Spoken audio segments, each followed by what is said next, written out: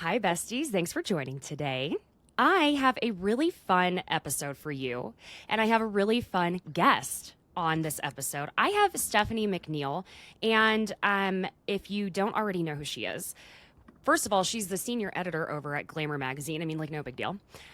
She is an author. Her book just came out yesterday as of recording, and I mean, she has inspired the documentary for LuLaRoe that am I saying that I'm saying it correctly? That was on Amazon because of an article she wrote. I mean, listen, the list goes on. And she also apparently knew exactly how to strike a chord with Tom Sandoval. Stephanie, thank you for joining me today. I'm so excited to have you on. Thank you. I'm excited to be here, and thank you for the nice introduction. Oh, of course. I could go on for days. Because, y'all, the way Stephanie and I ended up chatting, I just have to start with this because it cracks me up. I can't stop cracking up over this. Okay, it really is just. So Stephanie wrote an article about white nail polish being out for the summer because of Tom Sandoval. And what's funny is you released the article, was it that Friday, Thursday or Friday? I had put a poll up on Monday. I was getting my nails done. And I was like, okay, friends, asking for a friend, me, is white nail polish out or, can I still wear my summer white? And over 1,000 of you voted on this poll, and it was 70% of you said, nah, girl, we're not doing white this summer. 30% said we're wearing white in spite of him, but, that's the numbers are overwhelming. And so I saw Tom Sandoval we're going to call it a bitch fit. I think that's a good thing. Would you? Yeah. Yeah, probably. I mean, I guess. Mm-hmm. If y'all didn't catch this, I'm gonna tell you what this man that we just he actually thought he was going to troll Stephanie, and I think the collective Bravo verse said, "Not today, sir. You ruined white nail polish. You're not going after her." He basically posted this to his Instagram stories because of all the things we've all been saying about him. Surely white nail polish being ruined for the summer because of him is just the worst. The fragility here on this man. He puts in his story, so sorry, nothing I wear seems to ever look good on trolls. At least have the courage to at me if you're gonna talk shit. Really, Tom? Did you really wanted her to tag you? It still is. Then he has the audacity. I'm going to try and blow this up on my screen here to look at it a little further. I thought your magazine was about being positive and glamorous, not trashy. Well, just. Then he proceeds to say, also what happens when I wear all the colors at Michigan Pride shows. I'd invite you, but unfortunately, we're all sold out, dude. Well, you're sold out because you're giving the tickets away for free. That's, So then he goes on to tag you. The sheer audacity. Yeah. What were your thoughts when you saw he tagged you? I'm curious. Initial reaction. Yeah, so I woke up on, I think, it was a Friday morning, and I saw that he had posted about the article tagging Glamour, and I was just like, oh, that's really funny, and cool, maybe people will read my article, not really thinking that much about it. And it was a Friday morning, I had some coffee, I changed and went for a jog, and then I was running and I saw my husband calling me on my Apple Watch, and I was like, okay, I have a 10-month-old, so I was like, okay, probably, usually if he's calling me when I'm running, it's like we're out of formula or, something's happened. Mm-hmm. And so I answered the call and he was like, Tom Sandoval just tagged you on Instagram. And I was too stunned to speak. I cannot imagine. Yeah. We're out of diapers, honey. No, it's babe, Tom Sandoval tagged you. No, yeah, literally, like, that's the only, like, usually it's like I can't find something, or Right. we're out of diapers, we're out of something with the baby, where I'm Yeah. just like, okay, gotta put out a fire. But Uh-huh. then it was funny because I was literally just like standing there on the side of the road, like talking into my Apple Watch, just being like, okay, well, I'll come home. And then when I got home, I had a lot of messages. But it was, I mean, Mhm. everyone was so nice. I got so many nice messages Good. from people that it actually was it was the most pleasant trolling I've certainly ever had.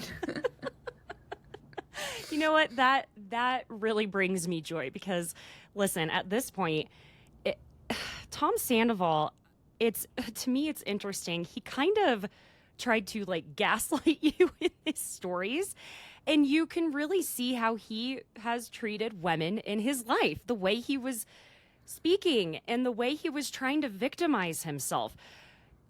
But no one is bullying you over white nail polish. Like, Yeah, I mean, I have to say that I didn't see the story at all as bullying him like as a person. And it's just it was, I don't know, the whole thing was pretty bizarre.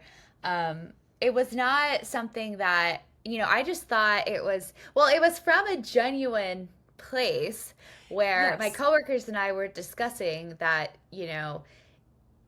he kind of turned us off from white nail polish, and Yes. that was, I'm not a very creative nail person. So, especially in the summer, when I went to the nail salon, I would just do white for like the past 3 years Yeah. because I just, I have a lot of decisions to make every day. I can't think that hard about about Just want your nails. nails to look nice. I That's just it. want it to look good. So but I mean, it was a genuine thing that I went to the nail salon and I was like, I don't want to look like Tom Sandoval. And like, just because it's become like his signature thing. And then when I started looking on social media, like you said, it was a conversation that a lot of people were having. It wasn't just Absolutely. me.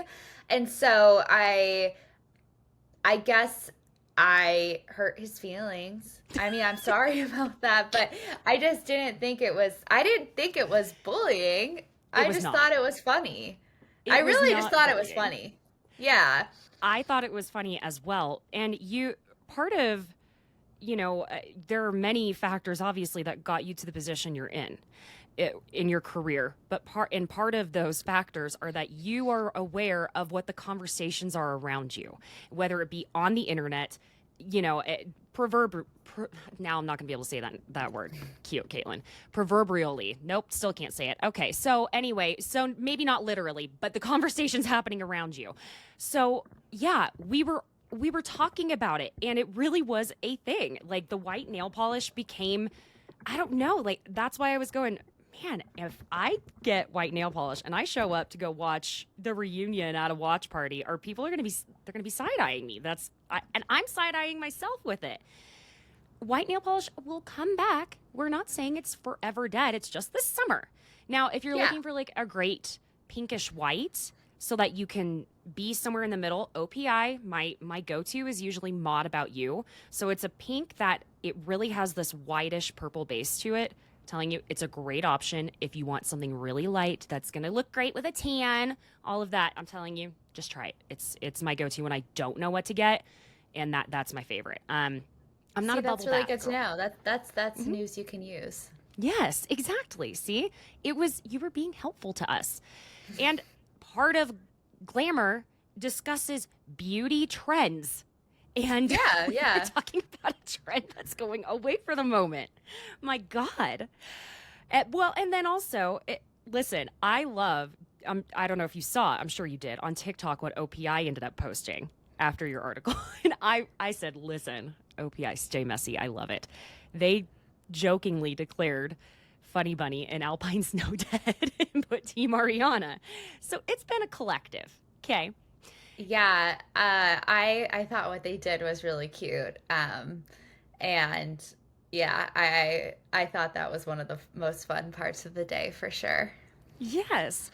Well, and it was funny because when I had tagged you, because I was like, no, I considered more what he was trying to do to you bullying, trying to like attack your journalistic integrity. Like, bro, come on.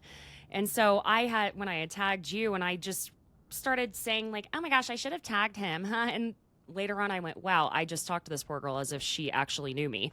And that's, and friends, if you wonder if I do talk to everyone that way, I do. I assume I'm friends with everyone. It's a problem. I am the serial killer's wet dream, actually. Please don't chop me up in pieces someday. So going back to your book, Swipe Up for More.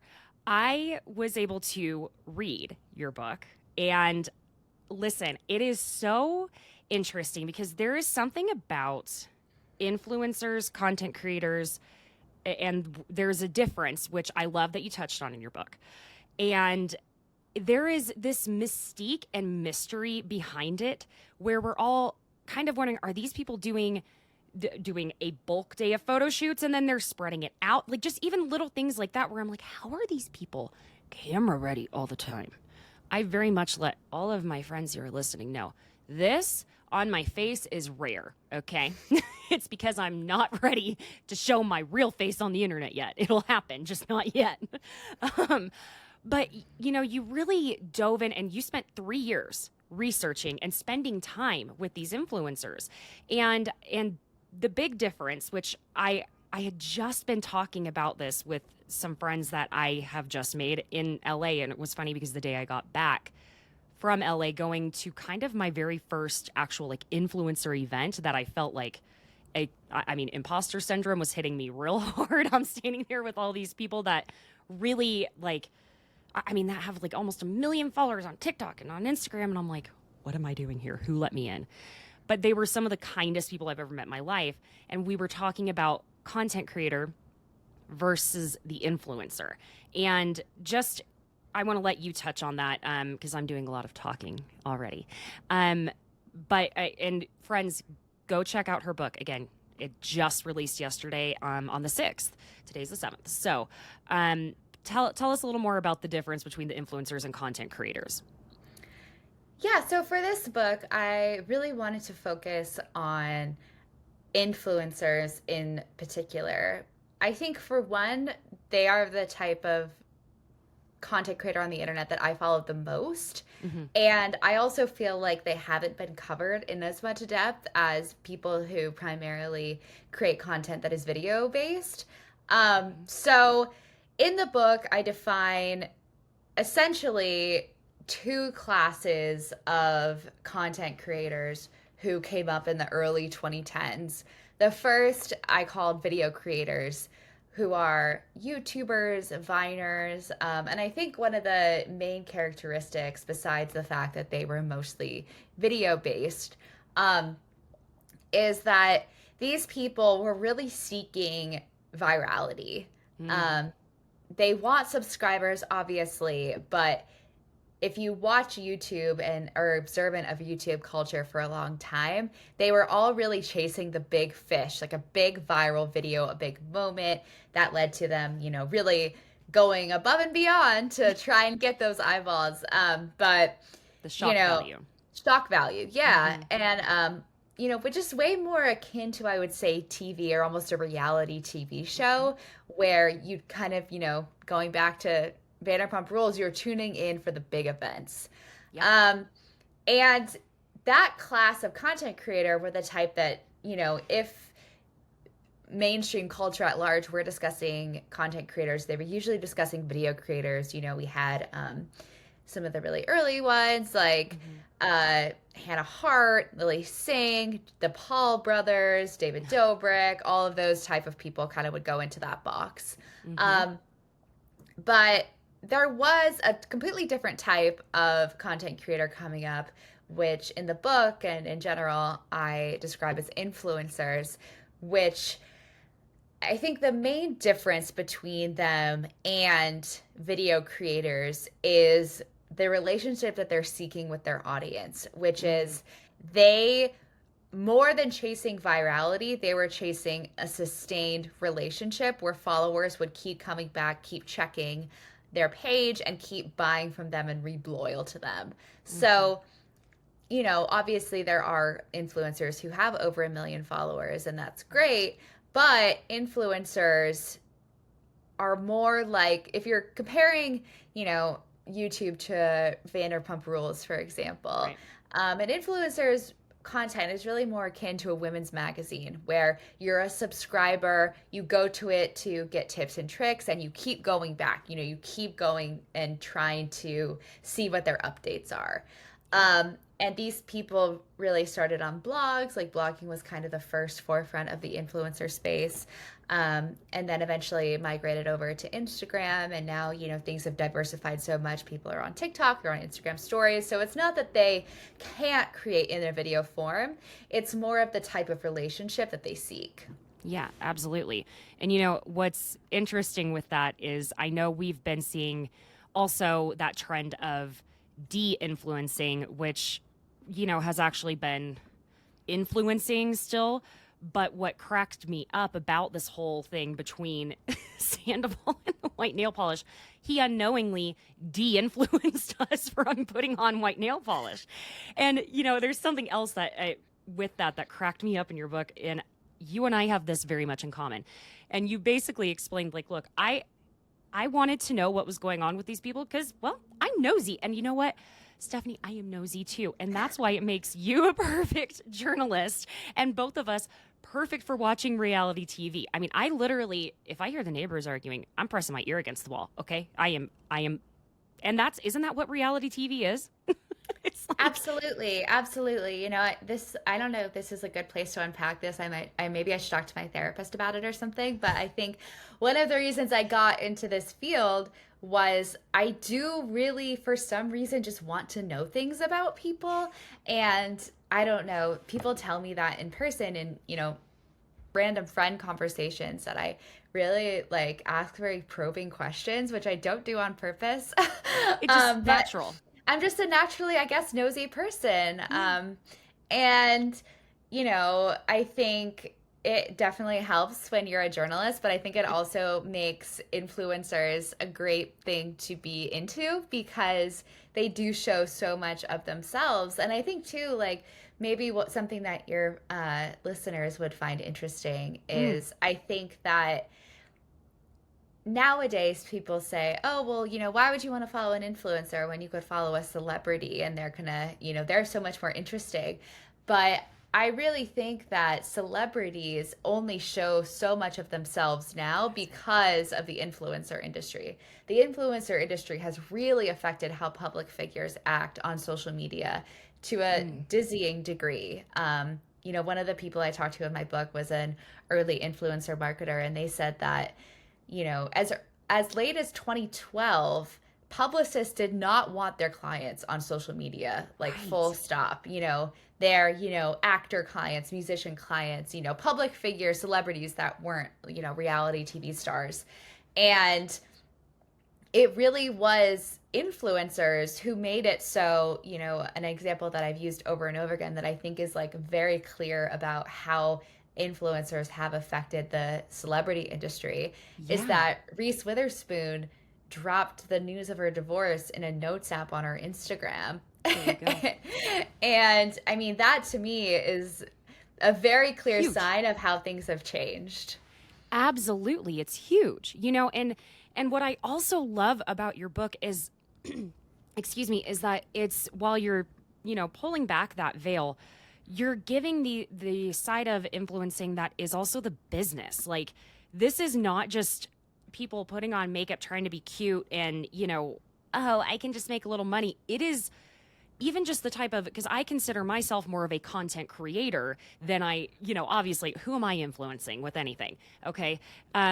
Because creating content in itself is already, the creativity behind it, trying to make sure I'm not going too far because I'm not into that shock value type of thing. But sometimes, listen, I can go that direction a little too much on occasion. But the amount of effort it takes just to do that, and I'm showing myself for very short clips. I'm not trying to have a curated aesthetic that's like on my page where it's, oh, I'm doing an ombre of color through my posts. And that, to me, it's almost stressful to imagine that aspect of it.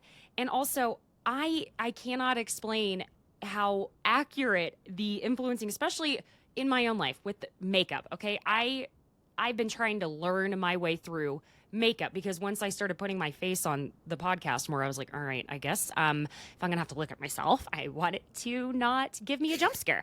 And I mean, I have my same people that I go back to because the way they talk to me, their audience, but of course they're just talking to me, it speaks my language. And that's why it's also great how many different variations. It's kind of like learning different ways, in my opinion. But yeah, it's really interesting as well. The reality stars, going back to what you were saying, how it's changed the way celebrities are handling their own social media and things like that. We've had our Vanderpump Rules stars really become kind of their own influencer. Like they have this influencer content creation, but mostly influencing that we're seeing. And, especially Stassi is someone who I'm jumping around on these notes just a little bit, but we'll come back up because it's just too on topic here. Because one of the, I'm going to put alleged, one of the big rumors, because I just would love to hear your thoughts on this, is that there are two quote unquote twists / reveals tonight. And this is per Dumois. Y'all know I love me some Dumois. I just do. She's like our real life gossip girl. You know what I mean? Like she can influence me too. She really can. So we're hearing that one, it's what we all kind of thought, the timeline of Rachel and Tom's affair, that it may have started when she was still with James.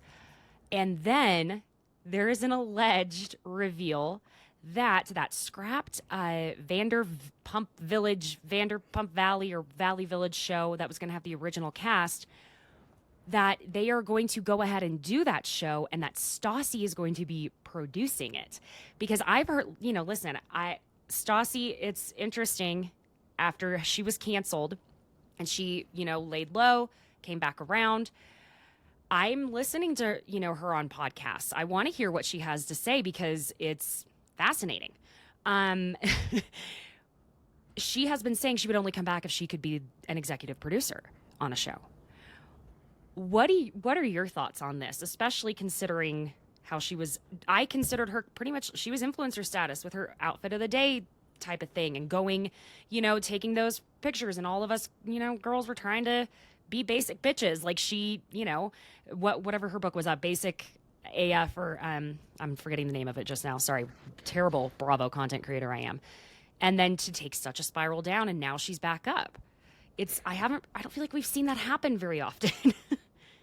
I read that, and I haven't listened to Straight Up with Stassi, or really kept like too close of an eye on Stassi, but I did listen to her podcast after the Scandoval came out just because I could not resist and I wanted her take. Right. And I was pretty convinced that she didn't want to come back to the whole VPR universe. Right. But I'm also a very gullible person. Like I very much take people at their word. And I think your listeners are probably going to say, oh my God, Stephanie, you're an idiot. Of course she would come back for a paycheck. So who knows? I'm gullible as well. It's okay. Yeah, I don't know. I don't, I heard that, I read that rumor too, that, it's going to be a spinoff of, I guess, just like Jax and Brittany and Kristen, which, does anyone want that? And that's the thing, that it's really hard because my biggest, I'm not going to say stress because I'm not going to stress over it, but maybe a little. My biggest concern, I'll say, is where we go from here. Because this is something else that I mean, Rachel's return, I'm not going to be calling her Raquel. I'm still not going to do it. Apparently, this is something else, I'm sure you probably saw that it's floating around, that she's been, quote unquote, released from the mental health facility, if she's getting facials, whatever it is she's been doing. And her team is trying to work on brand deals for her. It's really odd to me, because more of the ins and outs of how brands choose to work with influencers. And I mean, we even saw in a never before scene when she was at that boutique with Charlie that she asked them for her discount. You know, can I get my usual discount? You know, the deal we have worked out. So whatever it was that helped her pay for the $780 lightning bolt necklace. So, you know, I'm kind of curious, what are your thoughts on how this could even play out if she does try? Like, what brand would touch her? It's So my thought on that, and this is just my opinion, is yeah, I I think that while people will be very angry at a brand that chooses to publish or to work with her hmm and will probably flood their comments and DMs with hate, that there's probably a brand out there that would say, that sounds amazing. That's amazing engagement. All good press is good press. yeah. That doesn't really surprise me at all, to be honest. I mean, I just wonder. I can't imagine. Like, what would? I mean, aside from BetterHelp, or I just, You never know. You never know. if she starts doing squatty potty ads, I'm done.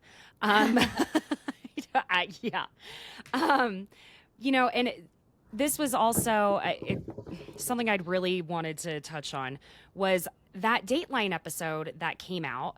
It was so funny to me because I didn't even realize once I watched it, I went, oh my God, that's the bar that I was hanging out with the whole group that were sitting there watching the finale at the Junkyard Dog, and you know and Kiki was talk of shame sitting down the table, and then I had Lauren, the Zen Blonde, John Joseph, and I went, oh my God, I didn't realize who everyone was and who was hosting this, and it was just kind of interesting to then come from what felt like this influencer environment where again I did feel very fish out of water, but they're really amazing, genuine people, honest to God. And then to come back and see that on there specifically and go, oh my God, like this is, you know, a really great episode of Dateline that no one got murdered. It was kind of fun to watch. But I loved what Andrea McDonald, she's the author of A Gossip Politic, and she touched on the quote unquote guilty pleasures, what they are labeled as typically the trashy TV, the gossip rags, things like that. They're typically assumed to be female consumers.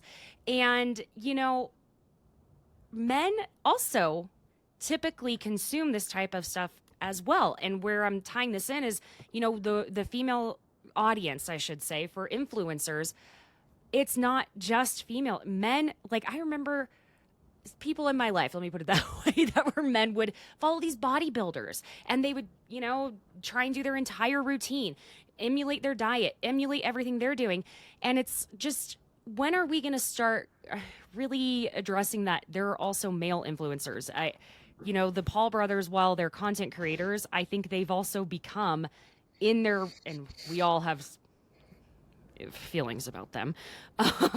I was very happy to see whichever one of them is the boxer get his ass handed to him by Tommy Fury, because I am also a Love Island UK obsessor.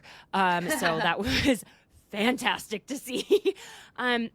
But how are they not influencing the male audience as well? Then you get these douchebags like Andrew Tate.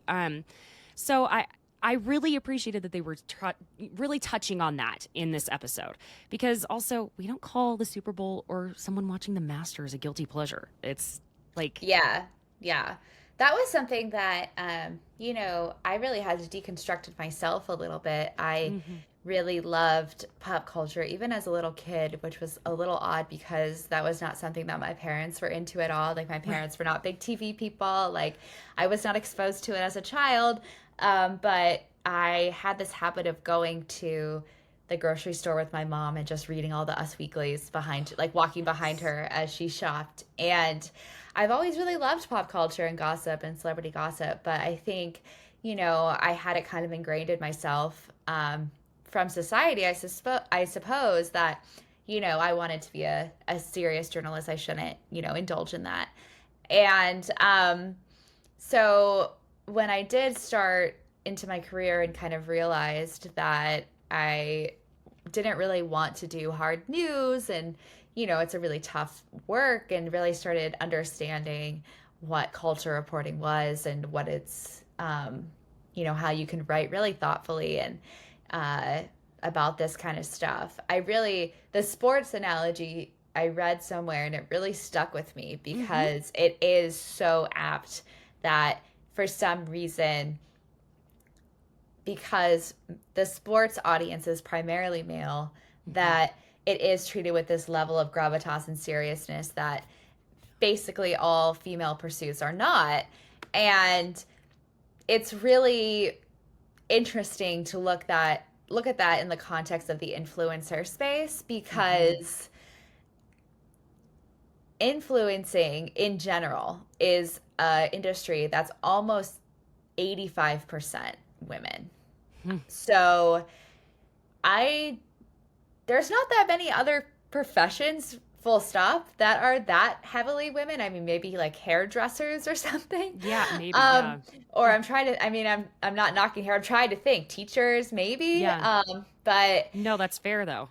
yeah. So it's something that has not only is a completely female driven industry, but has made a lot of women very rich off of talking about traditionally feminine pursuits. And I don't think that it's a coincidence that people have the level of vitriol and the level of disgust and the way that influencers and content creators are discussed is so overwhelmingly negative. Yes. I think that if it was men, it would be different. I really, truly do. And, women are on social media a lot more than men, just in general. Obviously, we have the Paul brothers of the world. We have the PewDiePies of the world. We have these Twitch streamers and gamers, which I know is a whole other ecosystem that I am completely not interested in pursuing. No, and I'm ignorant to it. And I'm fine with that. Yeah.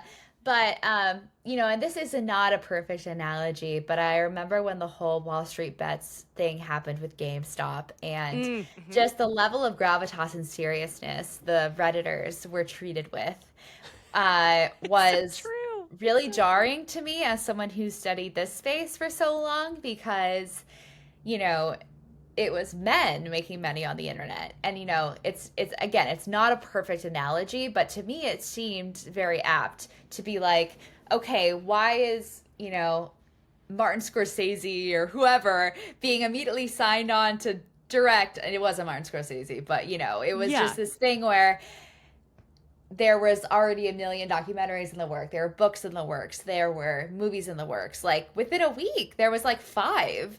And meanwhile, I had multiple conversations about this book where people, very nicely said to me, I don't see why that's important.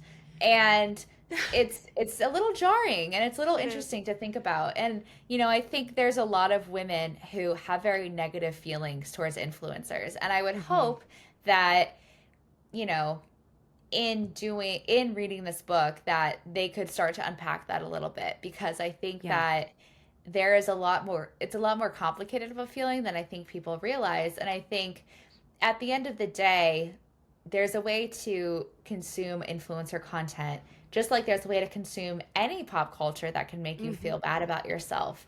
You can open a Us Weekly and see, people in bathing suits and feel bad about yourself, and start comparing yourself, and that can be really mentally unhealthy. And this is the same thing with Instagram. You can open Instagram and see people looking happier than you, and that can make you feel bad. But there's also a way to consume it in a way that's healthy.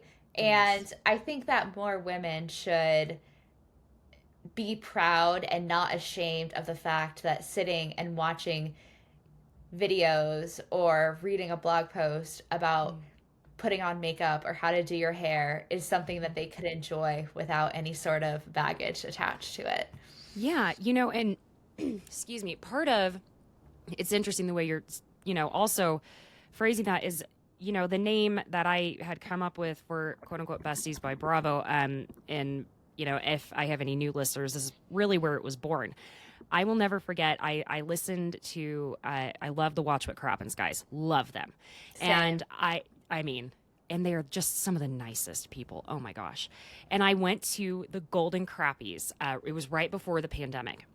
And I went with my then ex-husband. And when I tell you, I was leaning back in my chair, talking with people 3 rows back, and so who's your favorite? Who's your least favorite? Who do you love to hate? Like, I could not shut up. And I felt like I had made all of these best friends in one sitting.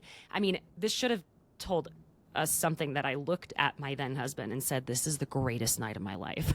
Not our wedding, not the day you proposed, this night. So, it's like, I feel like whenever you find people who don't make you feel bad about talking about it, and who also enjoy it, the way you see the other person light up with you. And it's this overall thing of women really kind of just being shamed for enjoying certain things, and here's something that for anyone who needs to explain this to some sort of heterosexual man who refuses to try and understand what Scandoval is, if they follow golf, basically it would be like if the LIV and the PGA, okay, if the LIV were Rachel and the PGA were Sandoval, and then all the golfers who stuck with the PGA and didn't go to the LIV were Ariana. Explain that to the men in your life and they'll go, oh, shit. So there you go. There's an analogy. Don't even ask how I understand all of that. That's the only sports analogy you will get from me probably for the rest of my life. So Yeah, I'm sorry I did not follow, but I'm sure it was great. yeah, you're like A+. Good for you. But yeah, and that's, again, it goes with the influencers. Like, I mean, sorry if I like looking at pretty things and want to know how to, do what this girl who I assume doesn't have an entire hair, makeup, glam team, how she got herself to look that way and her process, it's that, or I don't know. I'm going to go off of less on what like celebrities are wearing for their style. It's unattainable. Influencers make you feel, for the most part, that what they have is attainable. Once you hit okay, we're all carrying the Saint Laurent bags and Chanel, and we're, in Bora Bora, wherever Thailand it is that they're going in on the giant swings, yes, that's when you start losing me, because that is not attainable for me at the moment. But I feel like it's more attainable to see someone who is like, oh, I'm mid-size and this is what I bought at Zara. Like, I love that stuff. It makes me feel better about me when I see someone who's mid-size and not the Victoria's Secret models, who I'm like, that's another thing. I did not hate it when they stopped airing that Victoria's Secret fashion show, if we're calling it fashion show. I think that really didn't make a lot of people feel too terribly well about themselves. Absolutely. Yeah. So going back here, and again, I've just been jumping all over the place here. When we you were touching in your book, there's, I completely forgot that this type of page exists. That's get off my internets. Mm-hmm. Jesus. Now that is a very scary realm. You spoke with Shannon Bird, who's that, original mommy blogger, and you really went into the Mormon community that is so many mommy bloggers there, which is very interesting as well to me. It doesn't always coincide in my brain that someone in that community would necessarily be interested in being an influencer, but then at the same time, it kind of makes sense. So Shannon Bird was saying, when you were discussing this site, this page, I think it was on Reddit, that is the Get Off My Internets, where they just literally tear apart influencers, and she's laughing about it. And then you have someone like Caitlin Covington, who, opened up about it affecting her pretty deeply, which I would be like, I would be in the fetal position if I saw, I can't ever. I mean, not that anyone's necessarily talking about me there, but I'm just saying, like, that I would not be okay. And I'm just kind of curious what your overall takeaway, because I'm sure there was even more research done than the three women you were speaking with in the book. Um, how do you really gauge the authenticity of how they feel about having people on the internet just inevitably hating them for existing and doing their thing? Because I, I've always wondered how these people are traveling through their day that way. You know what I mean? I think it's really challenging, and I think that in order to do this as a job, you have to make peace with the fact that people are going to dislike you and dislike your work to a pretty large extent, no matter what Mm. you do. Um, I'm sure you can relate, when I dreamed about, being a journalist or being an author when I was younger, I certainly didn't anticipate having to live so publicly, and having to, like, you think about releasing a book, for example, and you Hmm. don't think that that means that anyone can tell you what they think at any time. And it's really It's something that true. you have to grapple with if you have any sort of public platform. But for influencers, because they do have such an intimate relationship with their audience, Mm. it really is, I think, more extreme and more prevalent than other types of content creators. And I think it's almost a little bit of a devil's bargain in that you being an influencer is so incredible in so many ways, where you get to own your own business, work for yourself, make a lot of money, really, make to kind of have the quintessential American dream where, Hmm. you can start from nothing and you can really build something sustainable for generations to come. And especially, if you're able to open up a secondary business, which a lot of them are, and but you have to exchange for that the knowledge that a certain level of your private life is never going to be private, and that not only is it never going to be private, but that you're going to really have to open it up for public consumption in a real way. Yeah. Um, because it's a different type of celebrity, you know? I know that when it comes to, I'm gonna say, actors and musicians and even barely to a certain degree, reality stars, they still say, hey, I don't have to share my life with you. And when you are given direct access to what is in someone's hand, or all the time and goes everywhere with them. I mean, that thing that they are accessing you with and talking to you through, that thing even goes into the bathroom with them, y'all. Like that is full 24/7 access. So it's kind of where the line gets drawn is a little scary sometimes, I think. I I know you're a mom of a young one too, and it's like that's even for me.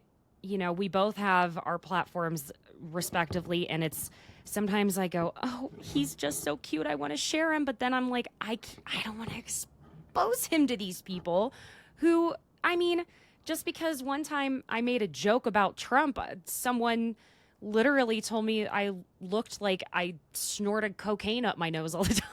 And like said I had a Oh big yeah. nose and looked homeless. I mean, it was like, so it's Yeah, scary. and it's really scary. And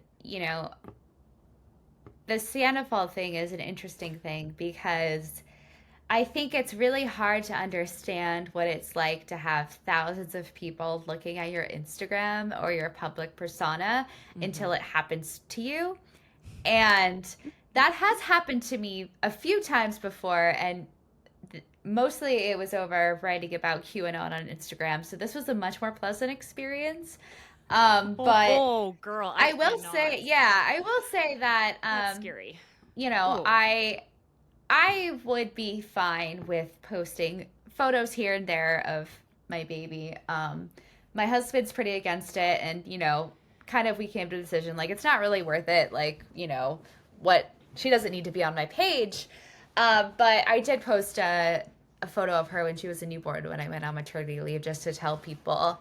Yeah. that I was going on leave, and she's pretty indistinguishable because she looks like a newborn. Right. Um, but when the whole Sandoval thing happened, I was really glad I didn't have a bunch of photos of her on my feed because I knew that the first thing people would do would be go on her photos and say like your baby's ugly or something like that. Right.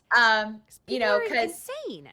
yeah, and when the Sandoval thing happened, I would say about 90% of the people were super nice, which was really fun and Mm. cool and great.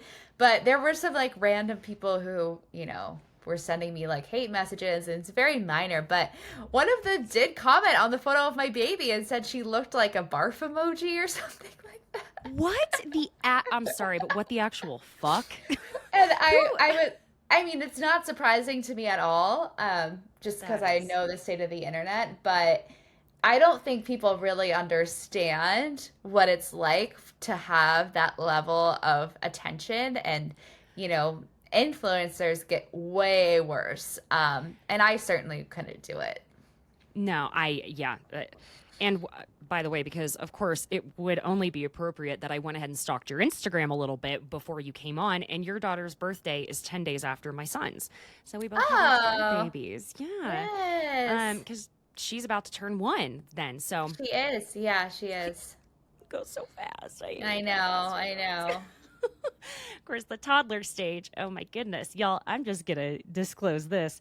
When I was supposed to be like sharing my notes and getting everything ready for our episode today, yesterday, and when I say that toddler of mine was toddlering so hard, I went and spent $130 on a toddler course.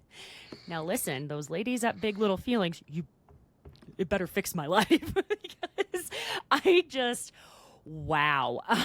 So yeah, that's the other thing too, that I'm like, how these influencers are able to do anything, anything at all with that many children around them. That's just, or even just one child. I mean, if my son sees my phone, it's immediate. Game on. He's taking that phone. He's gonna try and steal whatever he can from me in that moment.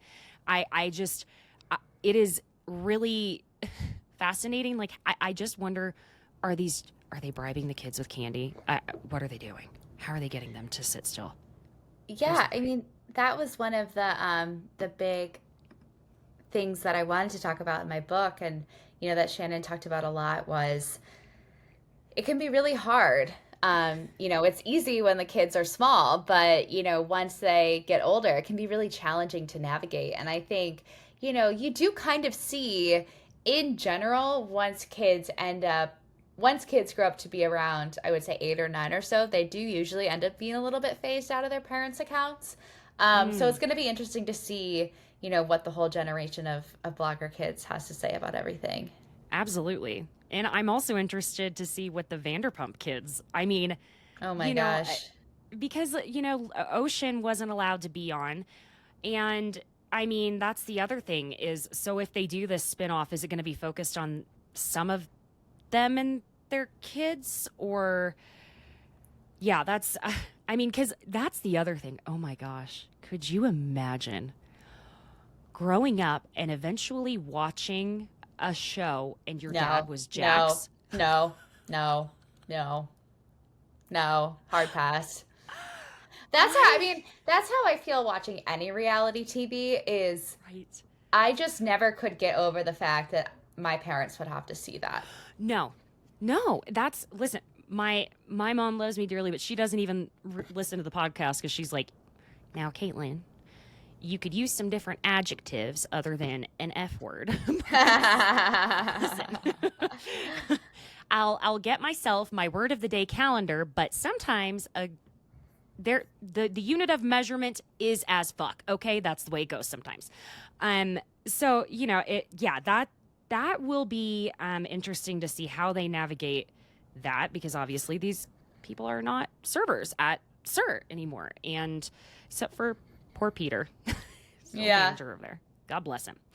Um, so okay, I don't know. Did you watch the Summer House reunions, by the way? I did. I did. Okay.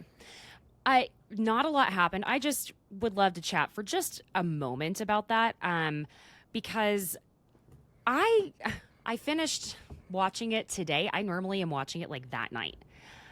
I wasn't really dying to sit there and finish watching it. Um, and it kind of was like, man, is Summer House on its way out too? Because Summer House is a spinoff of Vanderpump Rules.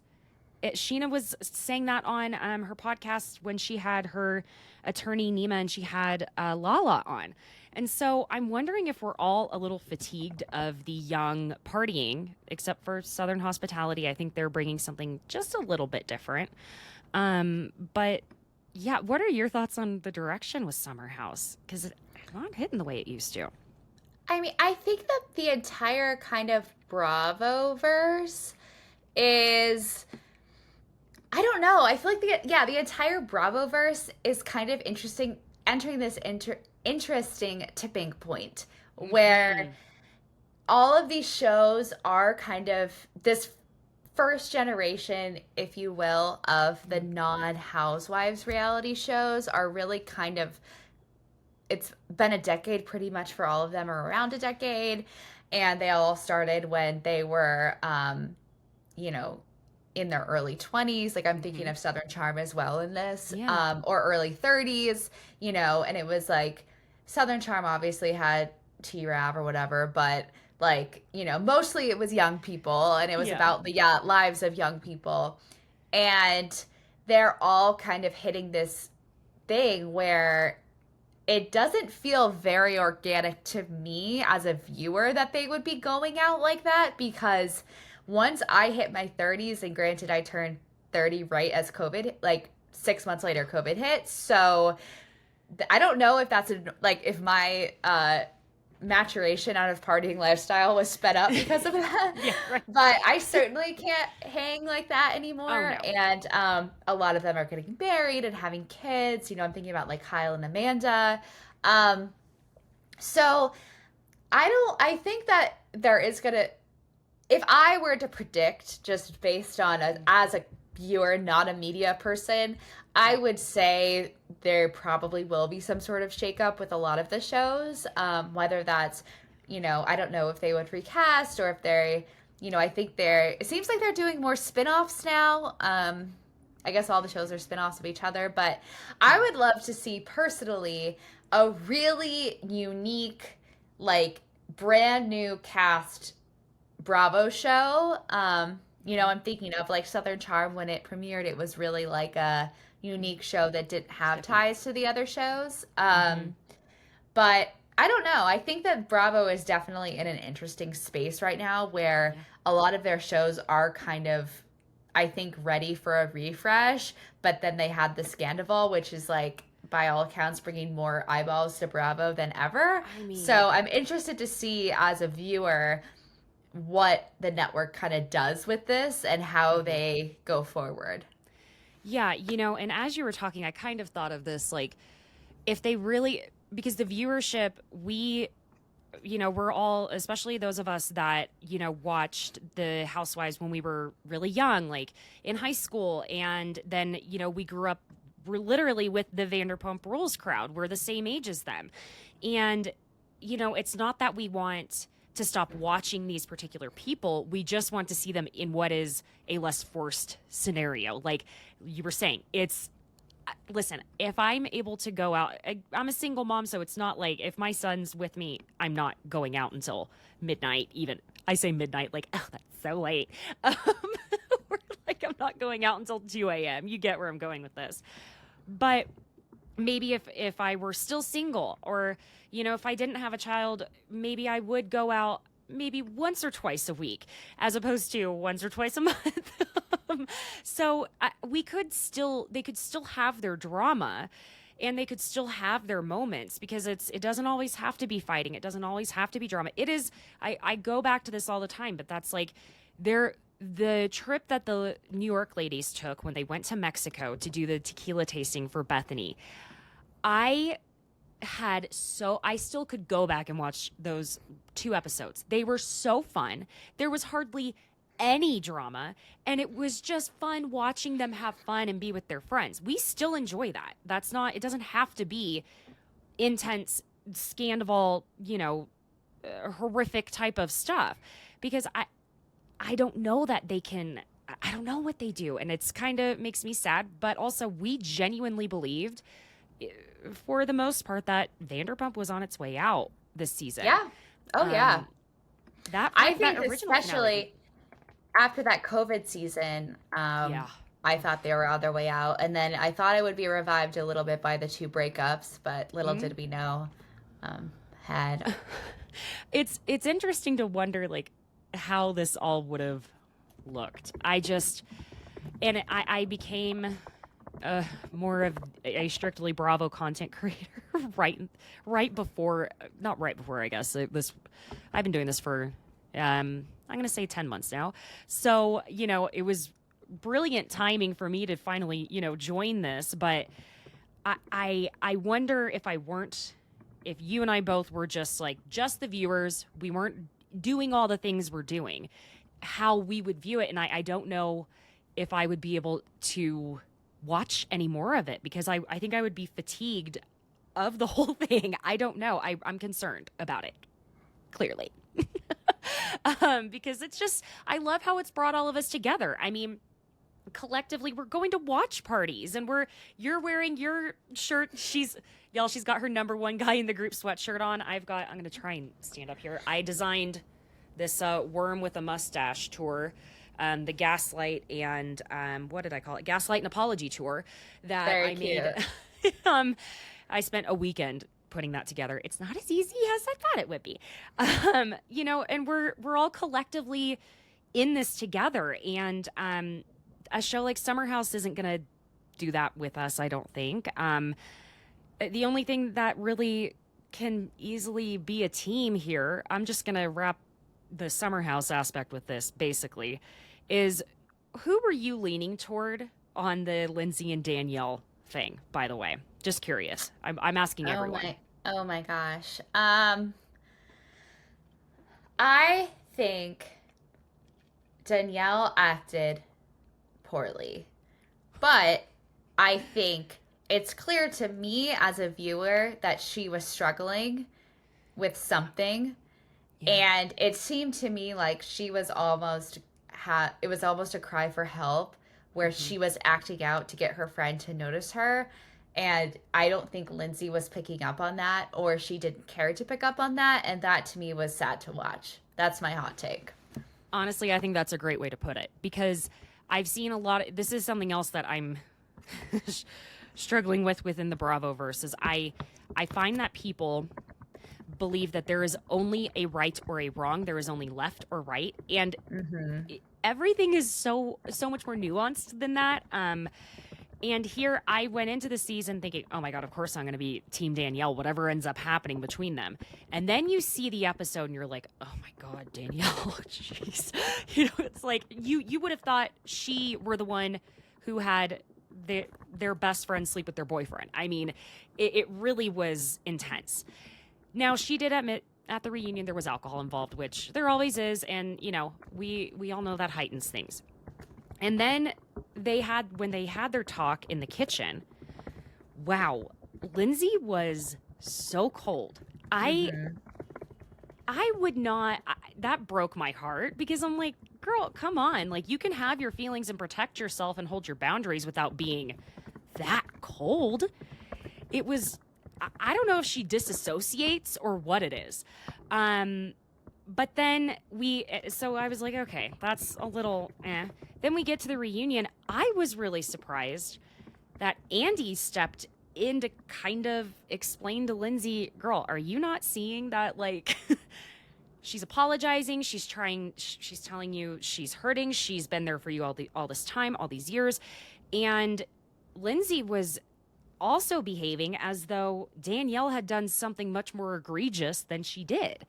I mean, she starts off the first part of the reunion saying, what Danielle did to me was the worst thing a best friend could ever do. Well, really? Really? Because we are all witnessing Scandoval, so you think that's the worst thing is not doing cartwheels over your engagement? Like, it was just, and he deliberately, now that we had it kind of laid out for us in this reunion, Carl kind of deliberately left Danielle out. He just left Danielle, Paige, Maya, Sierra, and Gabby and Sam out. That was it. He told everyone else. Yeah, exactly. And basically, yeah, I think Paige, I don't think Bravo, even if they stop Summer House, I wonder, do you think Paige could end up on Southern Charm? Or, I mean, she kind of set it up pretty well for that. I mean, I guess she would have to move to Charleston to do that, so we'll see. Charleston's beautiful. It really Yeah, is. no, So, Charleston's awesome. I love Charleston. gorgeous there. Okay, so friends, I am going to wrap here. I want Stephanie to tell you where you can get her book. I'm also going to put a link to it in the show notes.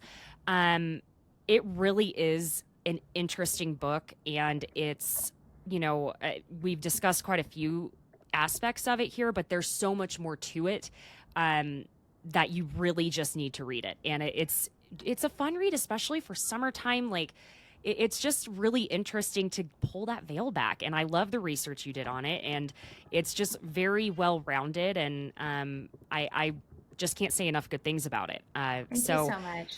Absolutely. And thank you for coming on. So everyone can find your book probably on Amazon, I assume. Yes, on Amazon, on Barnes & Noble. I love reading both on Kindle and on audiobook, so I've been really excited to see a lot of people have been buying that way. So please, if you'd rather listen, if you'd rather do ebook, buy it that way too. I accept all formats. Yes. Consume it is what we're telling you, because it's worth the read. It's a lot of fun to read.